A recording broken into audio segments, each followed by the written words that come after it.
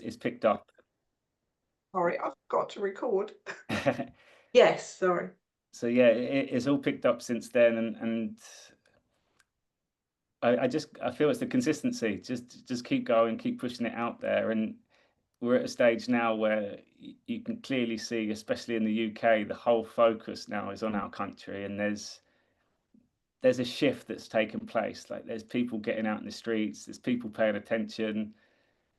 The whole focus from America is now like go and look at the UK too. So you're seeing this worldwide awakening all merging together.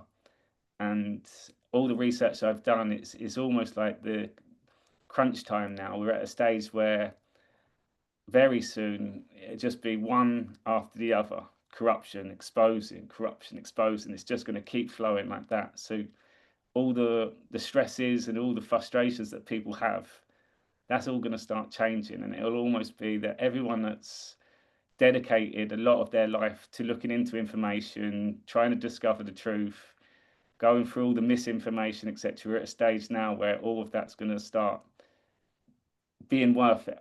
And I know for a fact that we all look back and be like, everything that we've been doing was for this moment. Honestly, and it does feel like that, and you're bringing the excitement. I thought that was so funny, the Harry one that you did yesterday, I think, where Trump's saying about Harry all the time. So that's lovely that you're bringing the fun into it, because as well, that's really important for us, isn't it, at this Massively. time? Um, what are you thinking about? Are we just getting on the bandwagon with the flags? I mean, it's important, isn't it? I feel so. People have to go beyond labels. You have to understand that we've been lied to our entire life. And Yes. this operation for me has been always controlled by the good guys, and everyone has had to have the lies. And waking up is being able to, without the lies, you wouldn't know the truth. So it's almost like you've had to experience it. But every time more and more experience comes in, you just realize that's a lie, and it's hard to accept. But I feel once you have your know and your foundation, which I've had from day one, the good guys are always in full control. The US military have been protecting the entire world. And we've had that figurehead, Donald Trump, that's been kind of leading it all. Everything for me is just got lighter. Whereas what a lot of people are just seeing as getting more doom and gloom. And it's almost that every bit of corruption that we are being shown, that's amazing. It's like it's a good thing coming out. And it's only because we're all ready, we're all a lot more prepared, and there's a lot more awareness now to be able to accept it. And if you just look at the world that you step outside into now, there's so much, well, there's so much more calmness, but there's less fear compared to when I first met you, and there was this uncertainty, and there was so much confusion back then, and there was all this worry about all the vaccines and all these lockdowns, and then you'd have the fearful people saying about the quarantine camps and stuff. All that's gone out the window now. So for me, it's just a lot more clarity coming in, and it's the confirmations all the time now that they're showing us we're watching a movie. Which is what you're saying all the time. We are watching a movie. It does seem like that, but it's our choice what we choose to watch. That's the thing, isn't it? Hmm. You know, look for the positive all the time, because even though you're promoting all what you can see in your timeline, it is the positive of that if people choose to see that. But if they choose to look the other way, that's up to them. We've all got free will, free choice. But it's so much about polarity at the moment, where you know, the division, everything, they think even the flags are causing division. Not at all.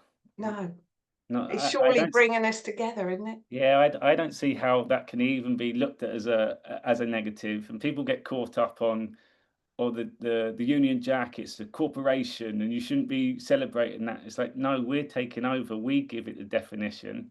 We're the ones that are seeing people now actually getting out and actually paying attention, which hasn't happened.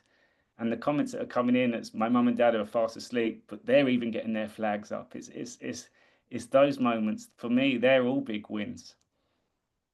Well, exactly. You know, with your dad and mum, they're amazing, really. What you know, but they've started to listen. Well, not even started, they're well on board now which is just incredible, isn't it? You know, can't say the same's absolutely here, but I'm not promoting it like you do. It needs people like you. It absolutely does to well, I was going to say drip, drip, drip, isn't it? To realise just how, you know, I never wanted to wake up to what's going on in the world. I literally, you know, but Magenta Pixie used to talk about the Q posts. Like way ever, I had no concept of what that meant or what it was. Way back, that had to have been when I started out in 2012 with waking up, but even then I'd not really awake for another 3 or 4 years. Because and then I had all those motivational speakers all the time, and different ones were awake and sort of trying to tell me. So it takes a time. It's not till you're ready to, and it's horrible to a lot of it, obviously, to know. But then to look at the good that's coming from it because it's been so bad, like you say, you had to see the night to see the day. And the hardest thing for people is to think ahead because it hasn't happened yet.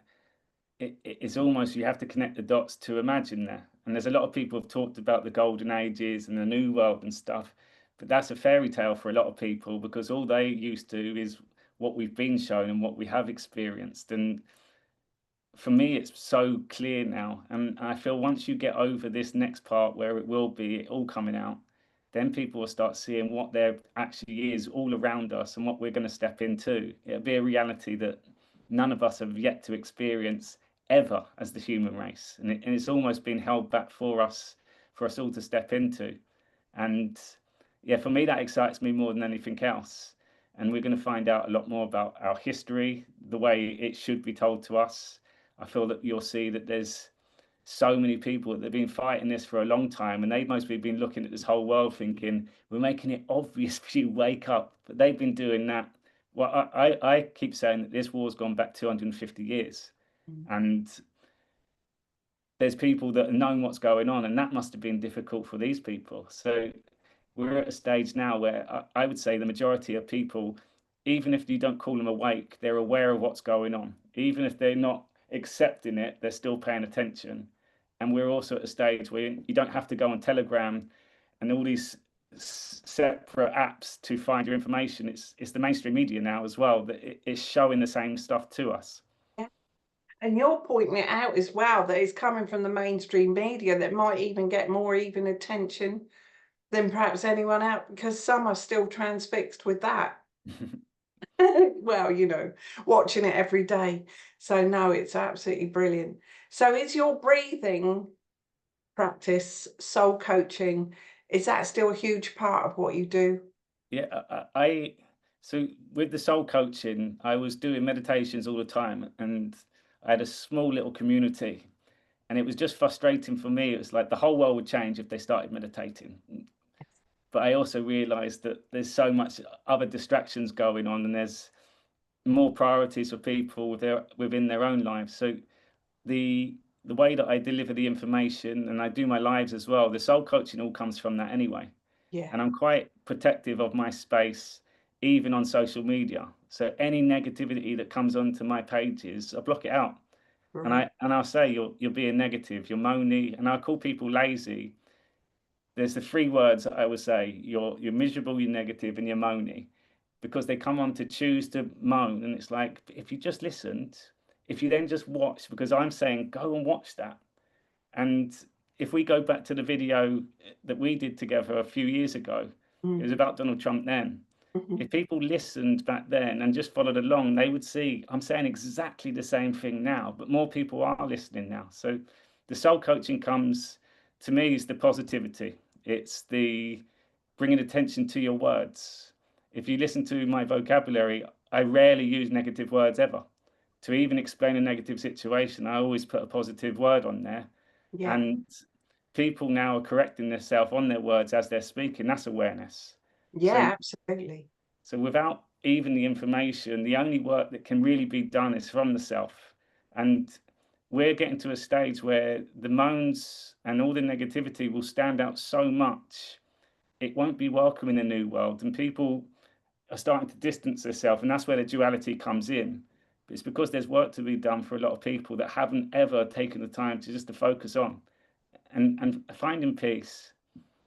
For me, I protect that all day. It's the most powerful feeling to have, and then it brings clarity, and then it brings connection.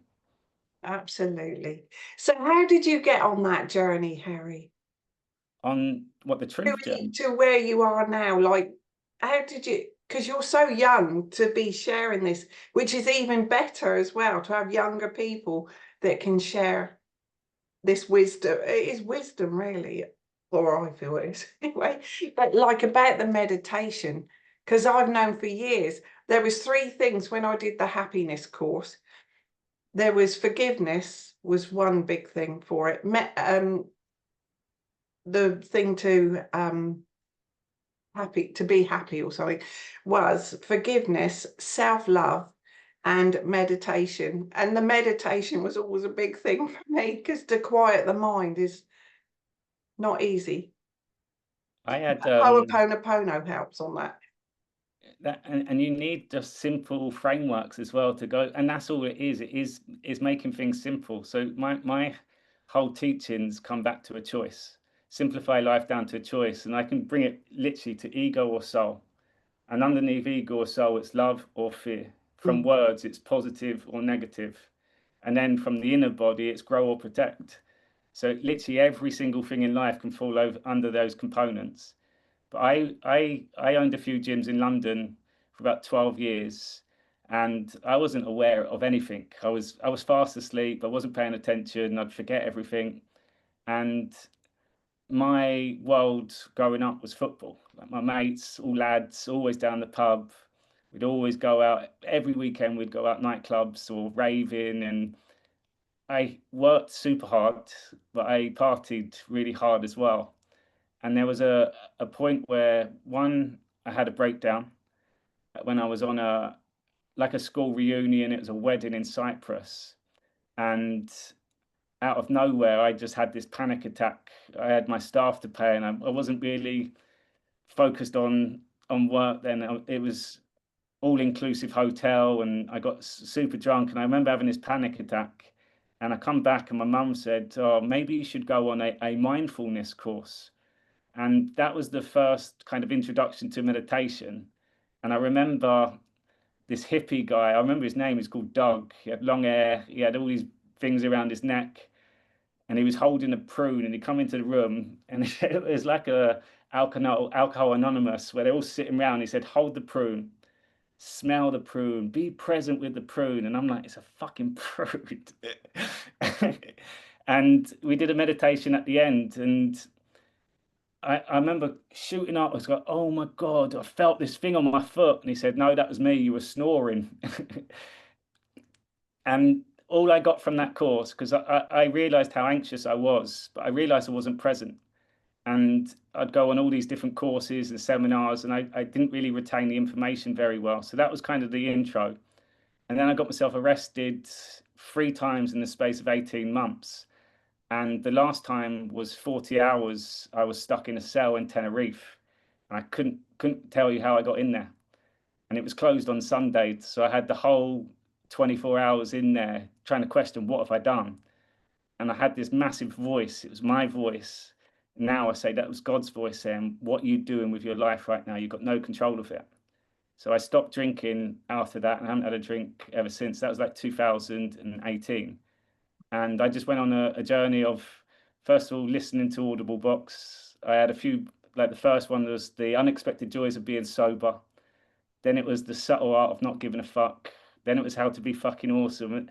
And then it started going into business stuff. And then I found the likes of Wayne Dyer, Ram Dass. Yes. And I say to this day, Wayne Dyer was like my soul coach, because I was, Yeah. after a big long session on a night out, and it was early hours in the morning, laying in my bed, going, "I've done it again." I had Wayne Dyer just playing, talking to me. And yeah, it just started evolving. And I've got like 5 books on the go all the time. And I've dived into the Dhammapada, the Upanishads, the Bhagavad Gita. And I started moving on to the scriptures and stuff.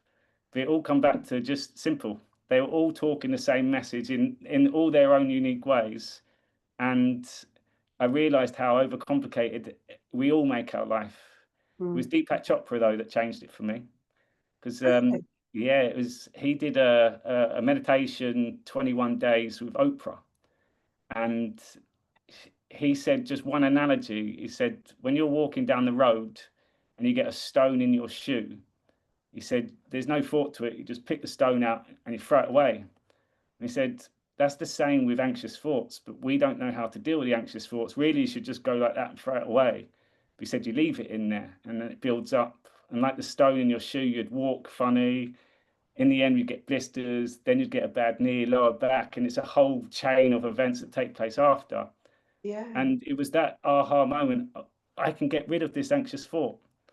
And yeah, I then dived into meditation. I did the Deepak Chopra. I went to Hawaii to do his event.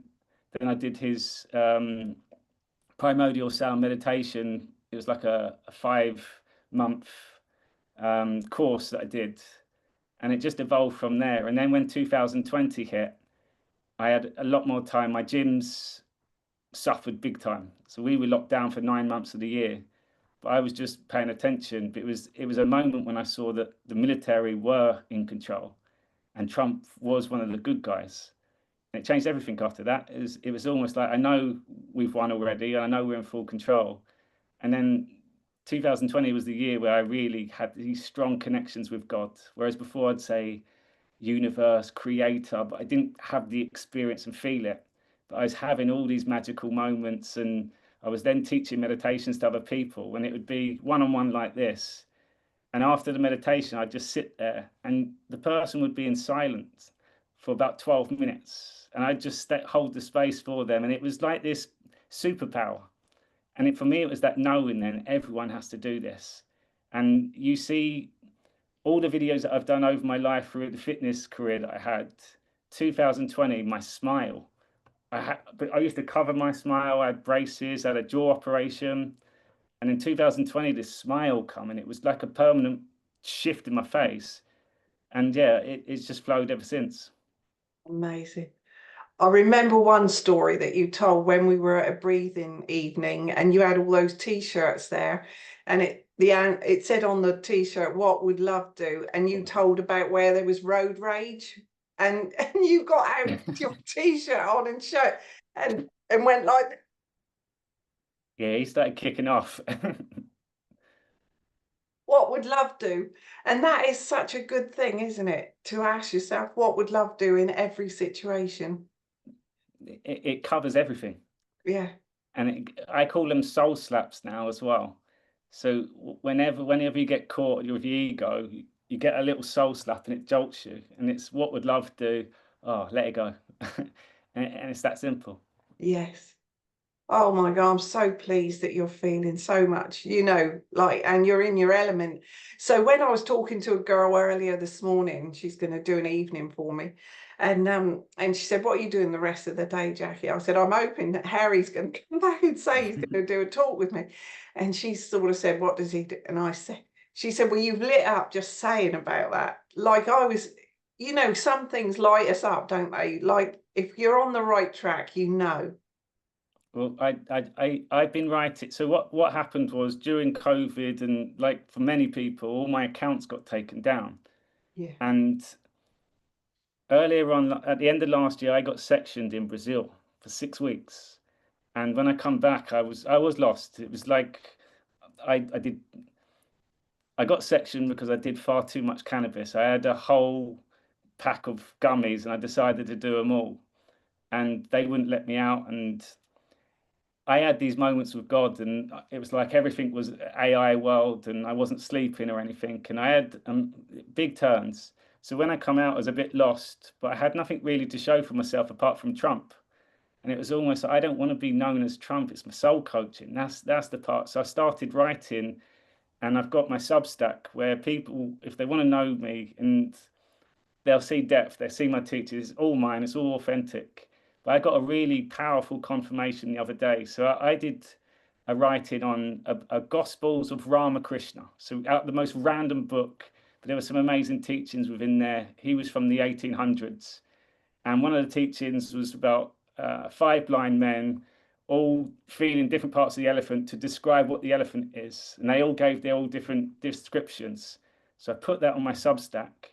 11 hours later, John McAfee, his Twitter account, his official Twitter account, there was a video of John McAfee that come on that talked about that same teaching.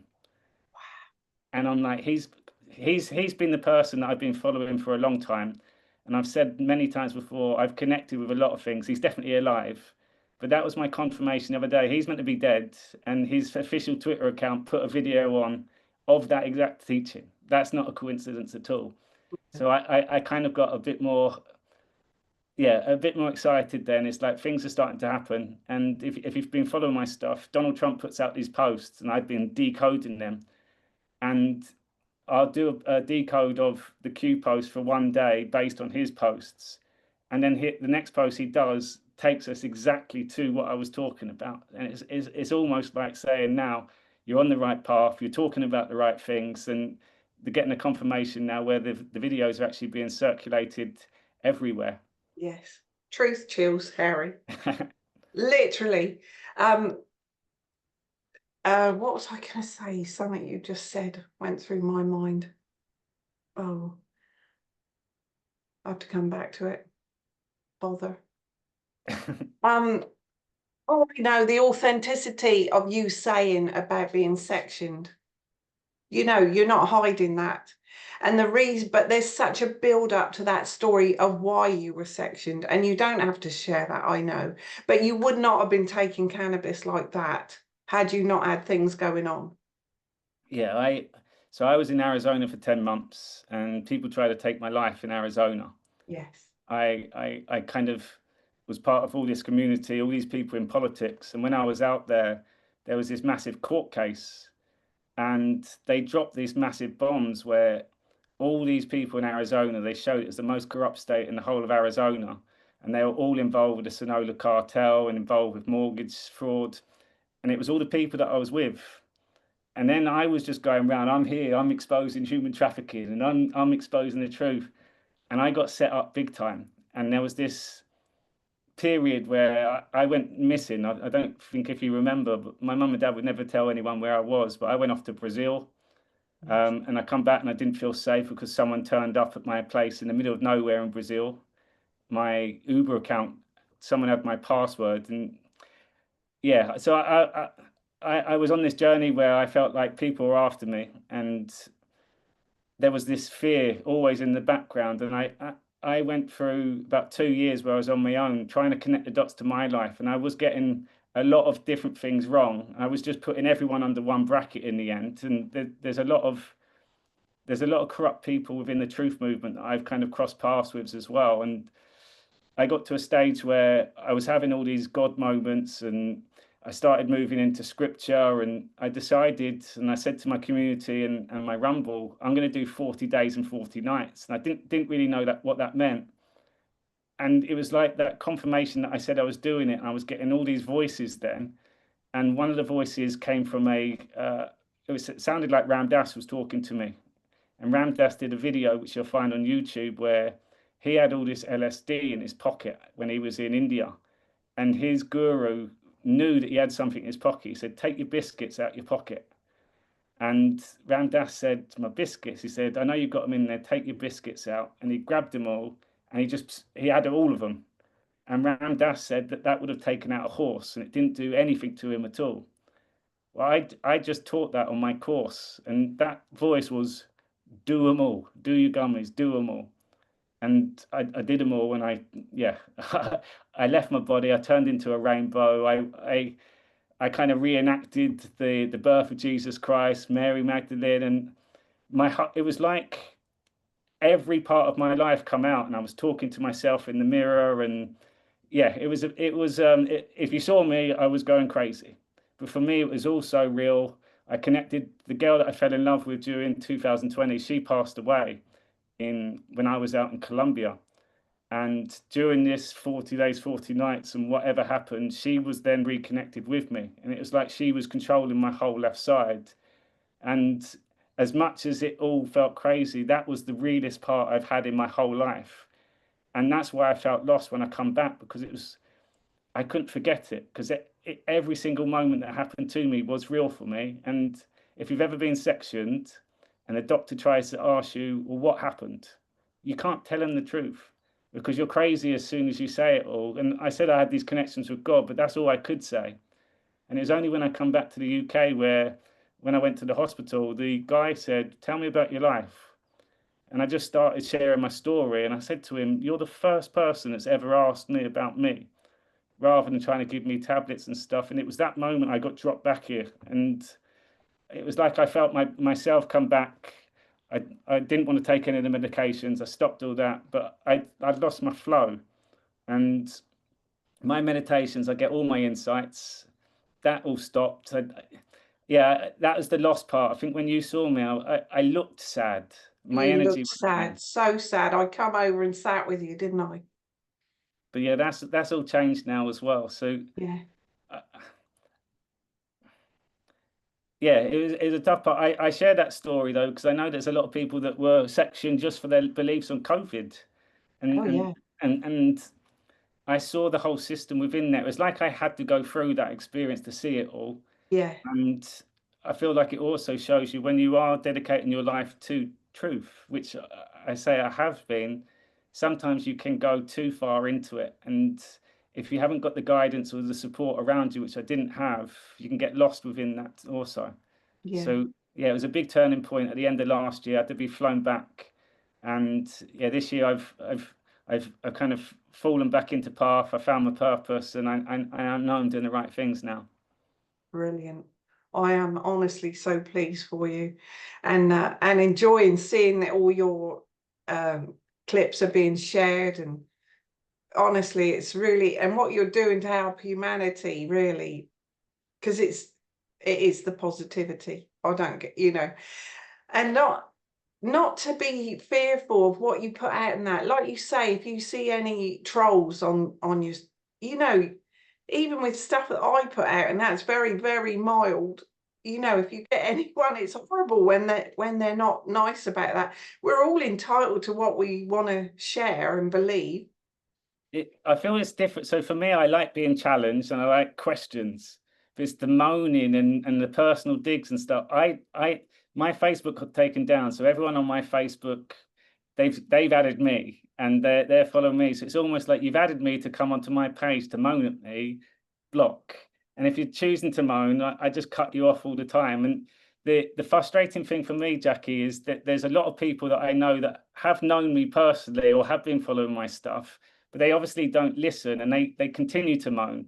And as I said earlier, just go and watch, like just trust me for once. Go and watch. There's one documentary. That's your foundation. I say the same thing every time.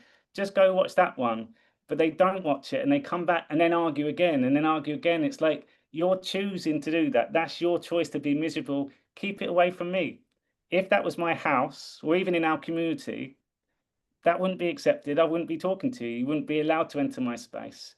And I feel people are all going through their awakening, but I'm not the right teacher for you if you're ignoring everything that's being said. And beyond that, if you just turn me on silent, put me on mute, and just put the video like this, all you see is that all the way through, depending on Yes. whatever topic. And it's like you're choosing to be miserable, and someone's saying, just go there, and I can't do anything else after that as well. So yeah, for me, I don't even allow it on my page, and even on all the comments, if they're negative, moaning, miserable ones, I even delete them and block them now. I choose to keep that space, and I feel people are seeing it's repeated words, it's automated phrases, and everyone that moans, they haven't done the research. They just hold on to a story that someone else has said as well, and you can see the phrases that people say are identical over the last 4 years. Like one example, the Brits, I call them the grumpy, moody UK truthers. They're so miserable, and I get it because UK has had corruption for years. Oh But yeah. and the people that are awake for a long time, they've been frustrated because they've been screaming for years. No one's listened, but they haven't changed. If they and they Anyone that can't see Trump is a good guy is stuck. They're lost. They're attached, because that's the most obvious part. And they'll say phrases like "cutard," but just things like that. For me, they haven't done the research, they haven't looked at all, and you can't help people like that. And the thing is, content is content now. The internet's brilliant. You can go back anytime. You can only connect the dots to your life going backwards. So the information's there. At some point, people will be ready for it, and they go, "Oh, Harry did say that," and I've stand on my truth always, and it's always been the same message all the way through. All the characters that people say they're evil, they're bad, I've pretty much said the opposite to a lot of people, like Tom Hanks, Oprah, Ellen. For me, they're all good people, and it challenges people because they saw information in 2020. But then you're getting people like Trump, Nigel Farage, and they say, "Oh, they're evil too." And I'm like, you're now getting to a phase where it's going to be lies, truth, and it's that choice that people are going to get stuck on a lot of topics because of their attachment to certain labels. It's interesting, really, yeah, about Farage, because that was the one I would have gone for if I was going to vote. I would have thought he would be the only one. I don't want to cause any division. What I wanted to say is that's complete self-love, what you're doing there. You've got boundaries. It's the I most. did a talk earlier this year with Tim Wilde because boundaries, my boundaries have been very blurred. For myself, yeah. And so you've got your boundaries there now, which is so good. And that is self-love, Harry.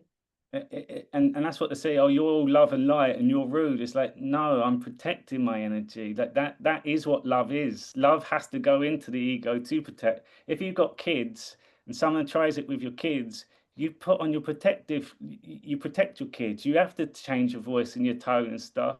But there's a limit of protection and then anger. You've lost control there, and that's a different side. You've never seen me in the whole, well, my whole life. If all the videos I've ever done, you'll never see me angry, ever.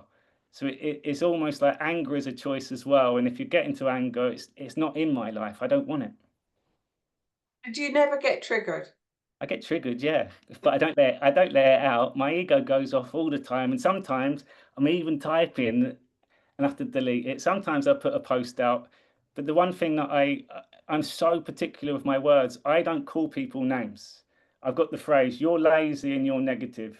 You're being negative to me. I'm saying, go look at that information. You don't look at that information. Now you're lazy because you're not doing it. And I've said that all the way through. So that triggers people when you get called lazy because you're not, I'm not lazy, but you are lazy because of the negativity. For me, it comes as a two. So Yes. yeah, I get triggered.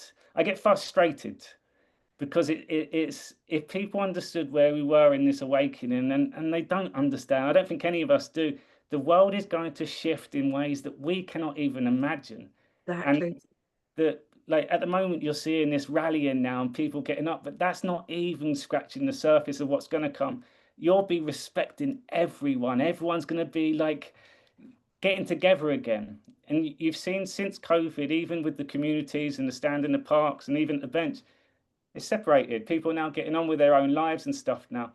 Watch the communities come back when we realize what we've all gone through, what we've all had to put up with, and what we all got wrong. Like, the big part of this is change, and you have to be humble enough to say that I was wrong on certain parts. Some people can't let go of that bit. And I feel it's the people that have done research on a certain topic, or like the topic of abortion, as an example, or racism. People have had their own personal experiences in that one thing. So as soon as that topic gets mentioned, their triggers go up. But for me, that's the teaching. The triggers are teachings, Yes. and the truth will be within that. The triggers are showing us our shadow side, do you think? Yeah, massively. Because Yeah. if we love as a feeling is peace, calmness, joy, say happiness, but it starts at stillness.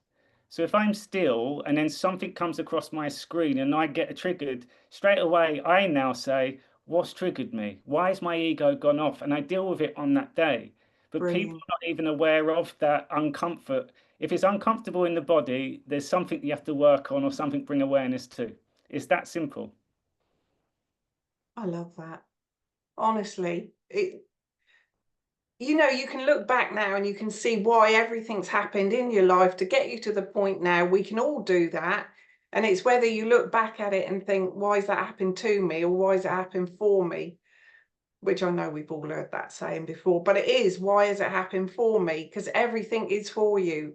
Like every step of my life, you can see what led me to this point, and it's what you do with it then, isn't it? And I read a post yesterday about what timeline are you going to be on? Do you want to, you know, look at the joyful, happy parts of the life, or, you know, be more positive about everything that's happening, or do you want to stay in this fear-based? And it is a choice, isn't it? Because I know what one I want to choose. If everyone actually experience, that's why I keep coming back to meditation. And if you let go of that label, if they just come and experience one session, even a breathwork session or something where it's that calmness. The problem with calmness and stillness is empty, is nothing. So straight away we go into silence and our mind goes, oh, I need to do something. But it's that part there. And when it clicks, it clicks. And people will feel it at some point and they're going to realize, oh, I should have listened or I should have let go. But like you said, we're all on our own journeys right now. It takes one thing said in a certain way or presented in a unique perspective for it to click for one other person. And what I know now is that even the mainstream media, if you're stuck in the mainstream media, you're in a good place. They're guiding you on the journey. And you can't now repeat what they're saying because it's absolute nonsense. So people are breaking up and seeing all the lies and what we're experiencing, what's being said. They're working it out. It's just hard to come to terms with.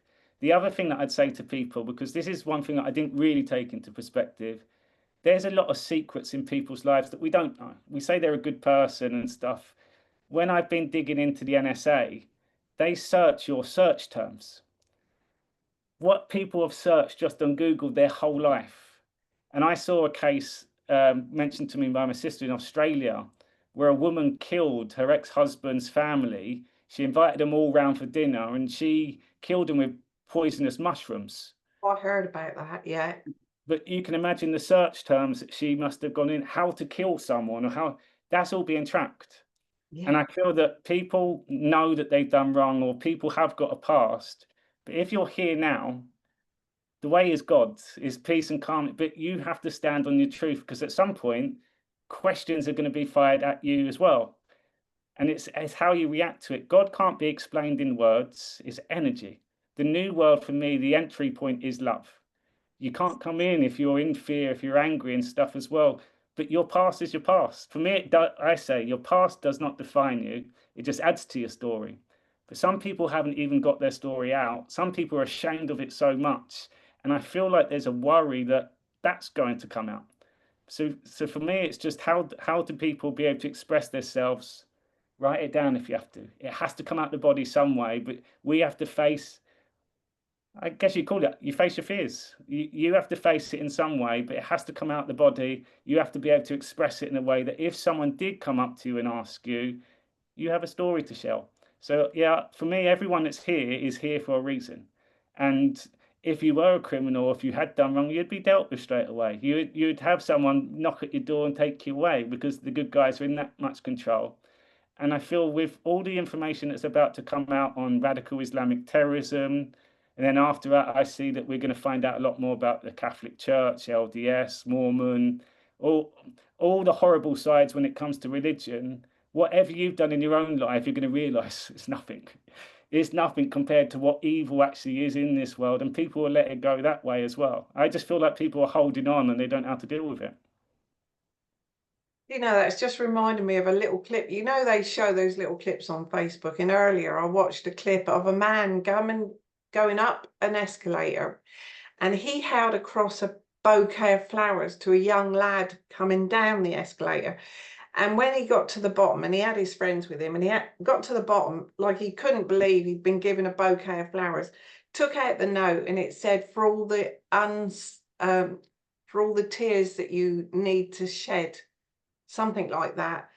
And he just burst into tears that you haven't been able to shed. And he burst into tears, and all these three friends that were with him cuddled. I mean, it was just lovely, because we've probably, you're very much for men's groups as well. You know, men do need to be able to speak, don't they? And don't know how to a lot of the time. And not even just that, is they don't have someone that actually listens. Yes. That's the thing that I've realized, and this is where I'm such a good soul coach. I don't talk. You talk, you say it, or I don't even make a face expression. And even in the silence, we've got a community on Sundays. There's 7 of us. And when they share their story, we'll have these silences. It'll be 2 or 3 minutes. I call it, you listen like a stone with ears. You don't say anything, no face expressions. And in that silence, you're aware and you're noticing it all. And what happens is the person that's speaking their story, you give them the silence, and then something else comes out after. It's magic. But they needed that silence and the safe space. And silence for me is so much more powerful when it is exchanged with someone.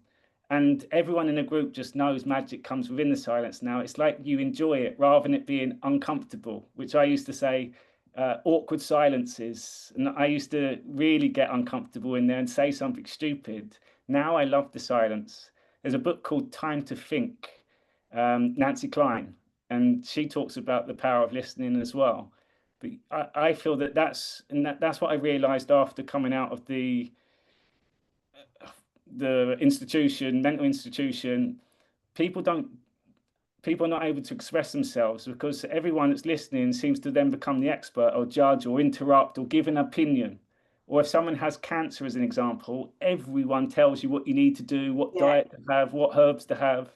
Yeah. Sometimes they just need to be able to express themselves. And I feel that that's going to be a big part of my role after all this information is going to help people just be able to heal. And Yeah. healing starts by getting your story out. Oh, I love that, Harry. I love that there's 7 of you that get together and do that for each other. It brought back a memory of one of my first ever, my lovely, lovely friend Jessica. She passed away 2 years ago, and she did an evening for us and asked us to pair up and look at each other in the eyes for 4 minutes without speaking. So initially your stomach goes over and you're thinking, how can I possibly do that? And by the end of the 4 minutes, there's complete love. I don't know if everyone experienced that, but I did. I mean, it was just but the thought of it, even probably saying that, anyone listening to this, the thought of looking into someone's eyes that you probably don't know, because we had to pair up different, we didn't know, and then look at them, just look at them, and how much you can see in that 4 minutes with saying nothing. Well, most people don't even look at themselves over the course of a year in the mirror for 4 No, minutes. Most people no, don't look at themselves naked ever, don't no, look at photos or anything. But no. that, what you just said then about that experience looking in the eyes, that Deepak Chopra course that I went on, the most powerful day that I had was there was 450 people on this from 27 different countries. And we had to do for lunch on one of the days, it had to be a silent lunch. So you weren't allowed to talk to anyone, but you're present with your food. But when we come back, they didn't tell us what we were going to do. And they got us in twos. And this line went so far back. And we walked round the hall and we filled around the whole hall. And he said, right, your partner, we're going to be face to face. You got one hand like that, one hand like that. And all you're going to do is look at each other in the eyes. And Krishna Das's music is playing. But when we ring the bell, bing, you move left, they move right. So you're looking at another person in the eyes. So we looked at 250 people or whatever, 225 people in the eyes. All you see is the soul. And what that experience with different people, you saw people that were suffering, you saw someone that you recognized, someone was giving you guidance, you were giving their guide, and your role as this soul with all these strangers. And after that, this whole course just come together. I'm feeling the energy of that part now. It was magic. But eye contact, that's another big thing. We don't look at each other in the eyes. We don't hold the space because we get uncomfortable. So yeah, there's a lot of changes for us to do, and it starts with the simple things. It's interaction with people, it's connection, and you feel, yeah. For me, if you're sad and someone looks at the eyes, they feel it, but Yeah. that changes after. It's like I understand, and they can feel it back. Amazing. I love that.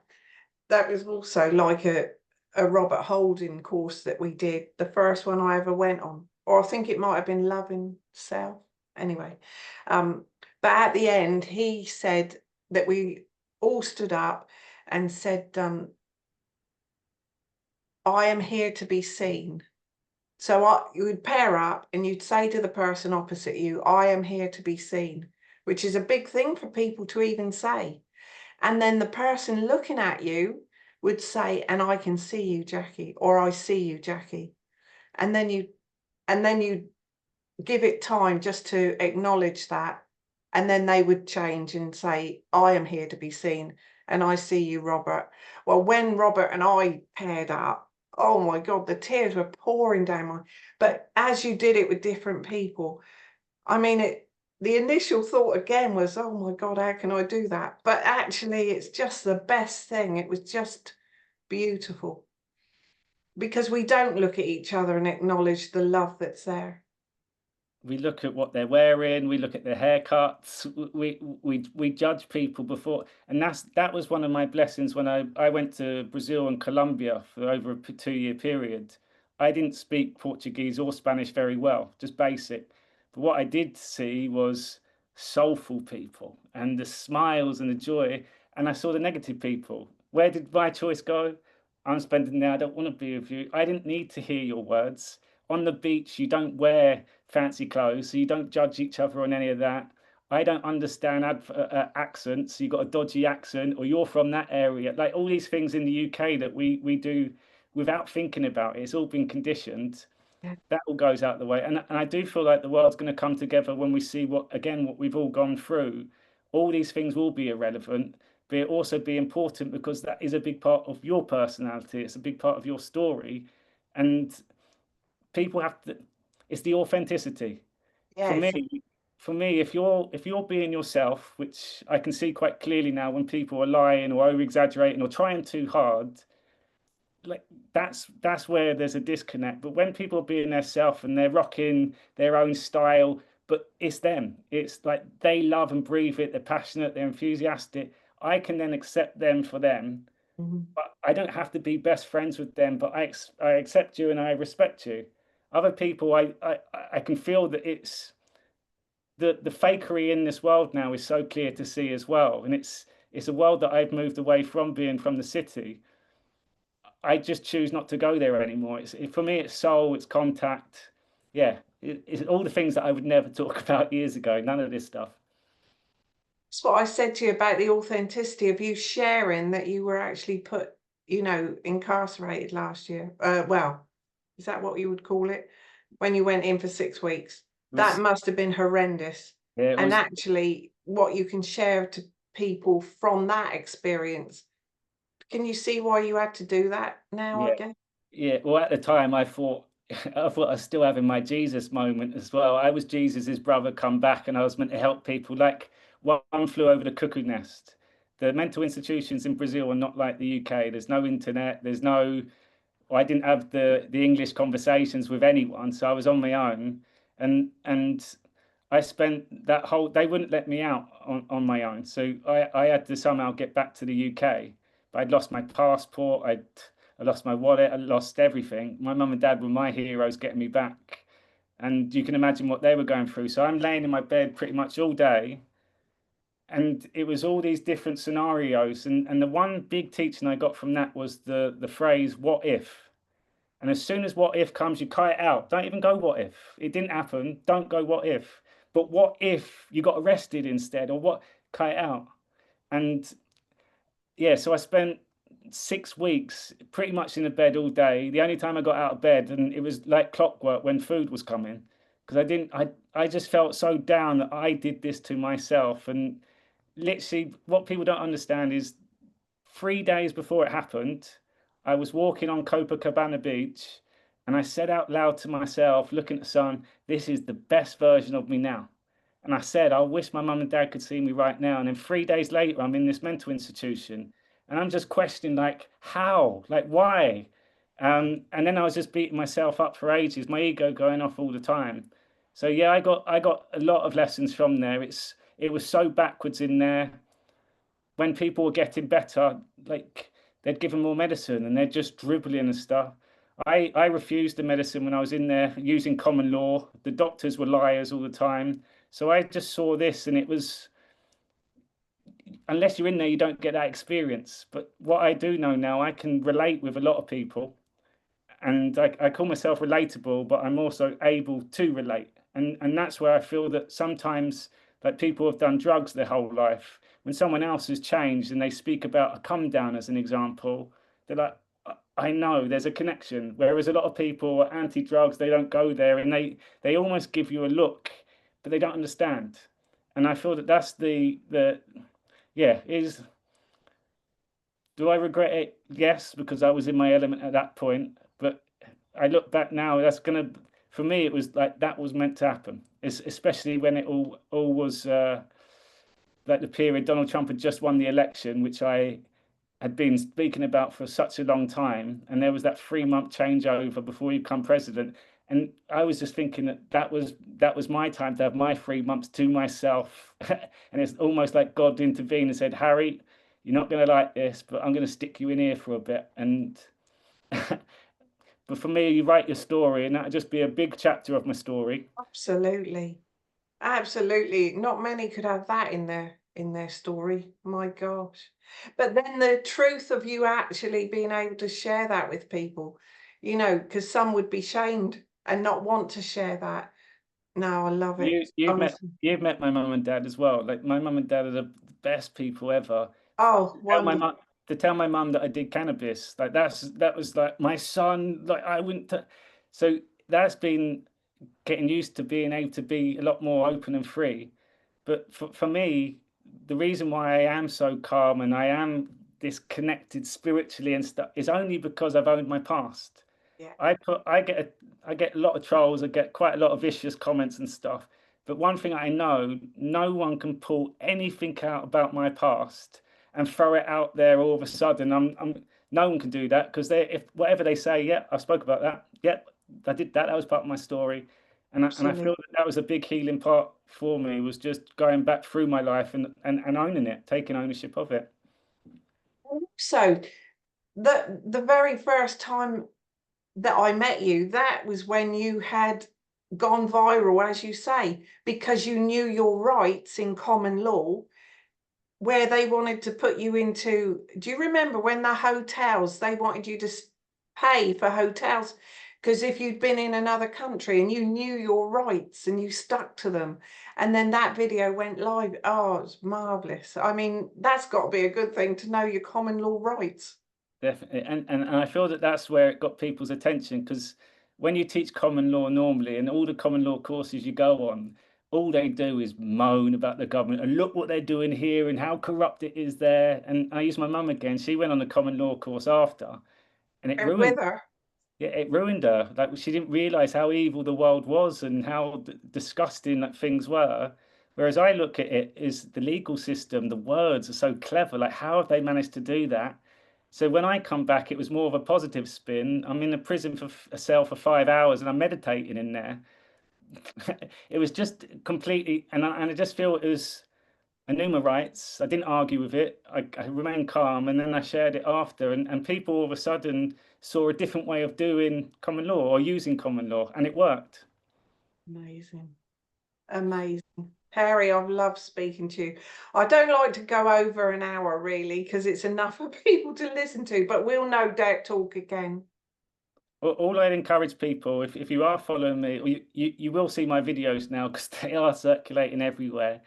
Your attachments to Tommy Robinson, as an example, or Zionism or Freemason, you have to let it go. If you take the attachments and just kind of look at what's happening, and if you can't see that good people are fighting for us, you haven't looked. So all I ask, there's one documentary, The Great Awakening, the Bonfire Guy, on YouTube.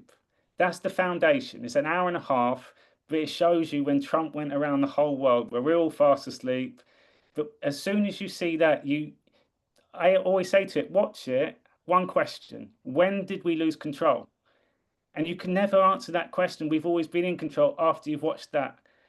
That's where I say to people, because the UK are so caught up on Trump this and they're evil, and it's like, we're in full control. Just watch that. So that's my only ask of people. If you trust in the messenger, everything I put out is always done with love, first of all. I always research it. but I always put it out for people to then make their own views up it. But you have to go and look, you have to go and search. And for me, it's only going to get better. This year is flown, it's flown by, and I've been in flow a lot as the months have gone on. And it's only because more and more is happening and more is being shown to us. But you have to make that first conscious effort. For me, listen, go and look, and I promise you it changes everything. And I encourage people on the 13th of London, where a lot of people say don't go, come. Like if you went to the COVID ones, they were all very, very good just in COVID. And if you just use common sense, there was fear everywhere during COVID. There's not fear everywhere anymore. So it's only going to be good. It's controlled by the good guys.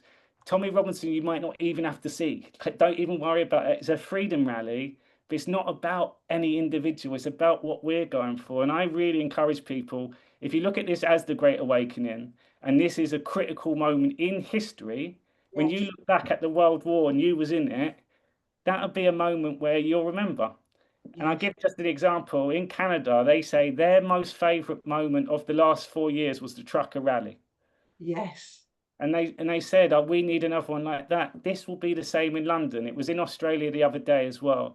So if you are unsure because someone's told you don't go, or there's a lot of light workers go, oh, I've been channeling, and they say don't go, the energy, they're not tuned into truth. It's honestly, it's going to be amazing. Come to the soul coach, you're saying, he's going, stay in our segment because I'm not having negativity around me, and I'm going with mum and dad.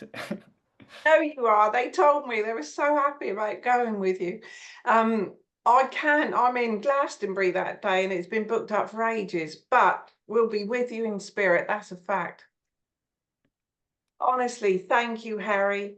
You're very welcome. Really love speaking to you, and I'll see you soon, no doubt. Yeah, thank you, Jackie. Great to catch up, and thank you, everyone watching. Yes, absolutely. Lots of love. See ya. Bye.